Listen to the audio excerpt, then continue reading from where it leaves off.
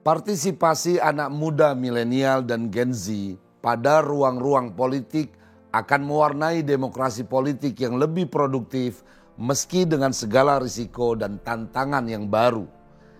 Kesadaran politik anak muda milenial dan Gen Z merupakan instrumen kunci kontestasi politik, juga perkembangan kualitas demokrasi di negeri ini. Anak-anak muda bukanlah komoditas politik, mereka adalah subjek demokrasi. Suara anak muda milenial dan Gen Z menjadi kekuatan demokrasi untuk menentukan kepemimpinan nasional. Kesadaran dan partisipasi politik itulah ciri khas anak muda yang tidak bisa dibeli oleh pragmatisme. Anak-anak muda menapaki jenjang pengkaderan politik secara terstruktur dan terukur untuk menjadi pemimpin di masa depan. Tidak secara instan, tidak dengan jalan kilat, walaupun dia anak pejabat, walaupun putra-putra presiden.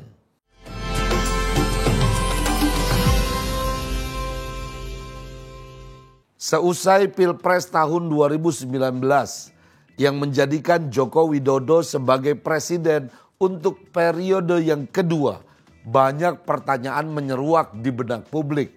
Apakah putra-putra Presiden Jokowi akan mengikuti jejaknya terjun di dunia politik? Bagi kami yang sejak semula berada di barisan pendukung Pak Jokowi, kecewa sekaligus bangga ketika mendengar jawaban beliau. Anda pasti ingat jawaban Presiden Jokowi kala itu. Anak-anak saya tidak tertarik dunia politik. Kekecewaan kami muncul karena pernyataan Jokowi itu seolah melarang anak-anaknya memasuki dunia politik. Padahal putra-putra Jokowi saat itu, baik Gibran dan Kaesang adalah anak-anak yang cerdas, berpendidikan, dan sukses di bidang usaha yang digelutinya. Publik juga tahu bisnis anak-anak Jokowi sama sekali tidak berhubungan dengan jabatan ayah mereka sebagai presiden. Usaha yang digeluti anak-anak Presiden Jokowi saat itu tidak bersentuhan dengan proyek-proyek yang sedang digencarkan pemerintah, terutama di bidang infrastruktur. Artinya, anak-anak Jokowi mandiri dalam bisnis mereka, bergerak di bidang kuliner. Usaha mereka berkelindan dengan rasa dan selera lidah masyarakat. Tidak ada urusannya dengan proyek pemerintah. Tapi kemudian kami menyadari Pak Jokowi memang menghindari politik dinasti. Jabatannya sebagai presiden tidak serta-merta dimanfaatkannya untuk menarik anak-anaknya, memberikan privilege untuk menduduki jabatan strategis di pemerintahan. Di sisi ini kami bangga. Kami tidak keliru mendukung presiden yang kami cintai sampai saat ini. Jika anak-anak Jokowi ingin meraih jabatan, mereka harus berjuang sendiri. Bila mereka ingin terjun ke dunia politik, mereka pun harus memulai jenjang dari bawah. Atau jika ingin menjadi wali kota atau gubernur atau jabatan politik lainnya, biarlah rakyat yang menentukan, bukan ditentukan oleh Presiden Jokowi. Dalam bahasa Pak Jokowi pada saat itu, saya tidak akan berkampanye untuk anak saya. Gibran Raka Buming Raka, sang putra sulung Pak Jokowi pun menyadari bahwa untuk terjun di dunia politik dibutuhkan persiapan matang. Gibran yang merupakan representasi kelompok muda milenial mengajak anak-anak muda seusianya untuk tidak apatis dengan dunia politik. Berpolitiklah ketika Anda sudah mapan secara mental dan ekonomi, begitu kata Gibran. Menurut Gibran, saat itu dirinya telah mengikuti langkah ayahnya dengan menjadi pengusaha. Sebelum menjadi tokoh dalam perpolitikan, Jokowi memang seorang pengusaha. Kemudian menjadi wali kota Solo, gubernur DKI Jakarta, dan terpilih sebagai presiden Indonesia. Gibran berpendapat karir politik juga harus dibangun dari paling bawah hingga tingkat paling tinggi.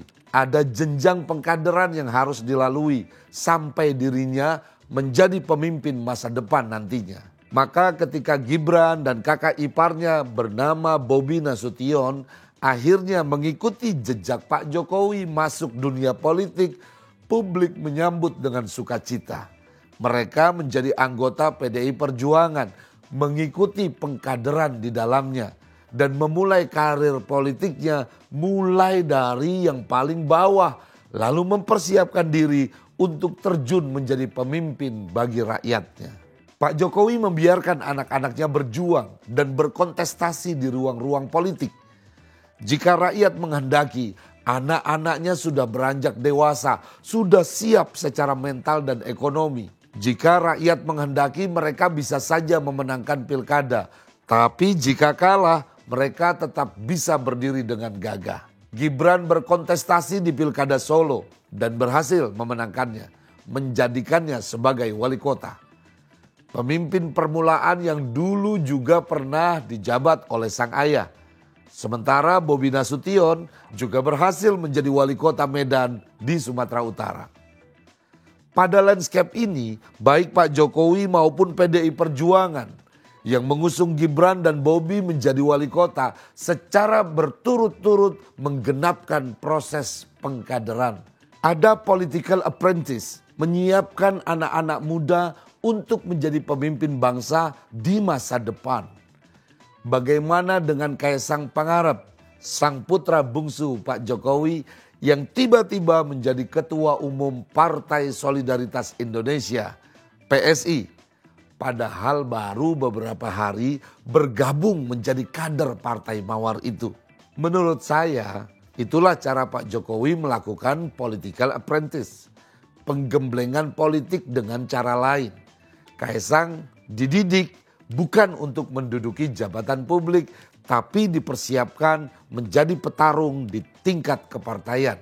Berhadapan dengan para petinggi partai yang lebih mumpuni dan secara spesifik diberikan tugas untuk membawa partai anak muda itu menuju kursi Senayan dengan menembus 4% parliamentary threshold pada pemilu 2024 nanti. Jika Kaisang berhasil menyelesaikan tantangan itu, maka Kaisang akan menjadi pelengkap Gibran, kakaknya, untuk tampil menjadi pemimpin nasional di masa depan nanti. Saya membayangkan Gibran dan Kaisang adalah calon pemimpin untuk masa depan Indonesia. Karena mereka adalah calon pemimpin masa depan, maka segala upaya, siasat, taktik, bahkan agenda busuk untuk membetot mereka, menarik mereka untuk terlibat dalam kontestasi politik di era sekarang, membawa mereka untuk turut merebut kekuasaan di masa kini adalah bentuk pemaksaan dan pengkarbitan politik yang tidak bertanggung jawab sekaligus melawan hukum alam. Seperti sebuah kuncup yang akan merekah indah nanti pada waktunya, tapi dipaksa untuk mekar sekarang juga. Gibran dan Kaisang adalah calon pemimpin masa depan. Di saatnya nanti mereka akan dikelilingi oleh orang-orang hebat seusia mereka yang kini sedang menyebar di banyak negara untuk menempuh pendidikan tinggi mereka. Pemerintah melalui LPDP saat ini gencar memberikan beasiswa studi lanjutan pada program magister dan doktoral di perguruan tinggi terbaik di dalam dan di luar negeri. Bahkan Kementerian Agama ada punya program 5.000 doktor, di mana anak-anak muda yang cerdas diberikan fasilitasi dan bantuan untuk menempuh jenjang pendidikan tertinggi mereka. Bayangkan, di saat Gibran dan Kaisang nanti telah matang secara politik dan siap menjadi pemimpin nasional, mereka bersama calon pemimpin muda lainnya dikelilingi oleh doktor-doktor yang hebat yang tersebar dari Sabang sampai Merauke. Mereka yang memiliki kecakapan intelektual dan kompetensi yang mumpuni. Mereka itulah buah dari bonus demografi. Mereka dalam satu orkestrasi siap memajukan bangsa ini menuju Indonesia Emas 2045. Program yang dicanangkan oleh Presiden Jokowi, ayahnya Gibran dan Kaisang. Karena itu, ayolah kita mulai dari sekarang. Kita kawal bersama agar kaderisasi berjalan dengan baik. agar tidak ada lagi suara sumbang oligarki dan politik dinasti. Dan untuk itu kita mulai dari partai politik. Partai politik yang baik adalah partai yang memiliki sistem kaderisasi yang prima. Yang dengan munculnya kader-kader yang berkualitas melalui sistem kaderisasi mampu menggalang kekuatan nasional melalui sebuah kepemimpinan politik yang ideologis, terorganisir dan terstruktur. Meritokrasi politik perlu terus dijaga agar tidak tergelincir pada politik transaksional, senioritas, dan penyalahgunaan kekuasaan. Prinsip meritokrasi politik mengandaikan kepemimpinan ditentukan berdasarkan kemampuan, kompetensi, dan prestasi, bukan berdasarkan kekayaan, kelas sosial, atau posisi sebagai anak pejabat. Pengkaderan dalam partai politik sangat-sangat penting. Dengan kaderisasi yang baik akan muncul calon-calon pemimpin bangsa yang unggul dan teruji. Partai politik yang melakukan pengkaderan secara maksimal akan melahirkan pemimpin-pemimpin terbaik untuk bangsa ini dan menutup celah munculnya pemimpin instan. Perjalanan bangsa digerakkan oleh kader-kader yang menolak melakukan transaksi politik demi kepentingan jangka pendek dengan mengabaikan kepentingan rakyat Indonesia. Inilah asa saya, asa Ayah NH.